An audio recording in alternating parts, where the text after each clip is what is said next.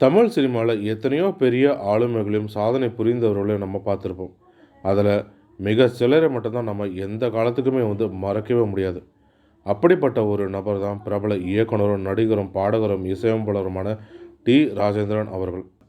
இப்படி பன்முகத் திறமைகளை தனக்குத்தானே கொண்டு இந்த தமிழ் சினிமாவை 80களில் கட்டி ஆண்டவர் தான் டி. ராஜேந்திரன் அவர்கள். தனக்குள்ளே இருக்கும் பல்வேறு வகையான திறமைகளை வெளிப்படுத்தி மக்களின் நெஞ்சங்களில் குடியேறியவர் தான் டி. ராஜேந்திரன் அவர்கள். நடிகர், நடன கலைஞர், பின்னணி பாடகர், திரைக்கதை எழுத்தாளர்னு பல திறமைகளை தன்னுள்ளே கொண்டவர். பல வெற்றி படங்களையும் இந்த தமிழ் சினிமாவுக்கு கொடுத்தவர். ஒரு சில படங்களை இவர் தயாரித்தும் இருக்கார். அதே போல் குணச்சித்திர நடிப்பிலும் இவரை விட சிறந்த நடிகர் யாருமே இல்லைன்னு சொல்லலாம். இவர் முதல்ல ஒரு தலை ராகம்ன்ற படத்தின் மூலமாக அறிமுகமாகி அந்த படம் மாபெரும் பாக்ஸ் ஆஃபீஸ் வெற்றியும் பெற்றது.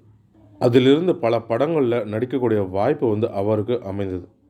குறிப்பிட்டு சொல்லணும்னா இவர் தனது படங்களில் புதுமுகங்களை அறிமுகப்படுத்துவதே விரும்புவார். அப்படி தான் நளினி, அமலா, ஜோதிகா, ஜீவிதா மற்றும் மும்தாஜ் இது போல் நடிகைகளை அறிமுகப்படுத்தியும் இருக்கார். இந்த நிலையில் தான் ரஜினி, கமலை இயக்கக்கூடிய வாய்ப்பு டி. ராஜேந்திரன் அவர்களுக்கு ஏன் கிடைக்கவில்லை அப்படின்னு பலருக்கும் ஐயமும் இருக்கலாம், கேள்வியும் இருக்கலாம்.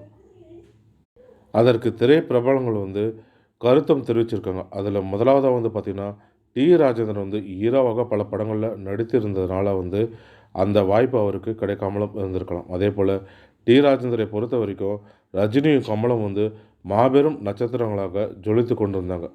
அவர்களை வைத்து படம் எடுக்கும் அளவுக்கு டி. ராஜேந்திரன் அவர்களுடைய படங்கள் அந்தளவுக்கு பிரம்மாண்டமான படங்களும் கிடையாது.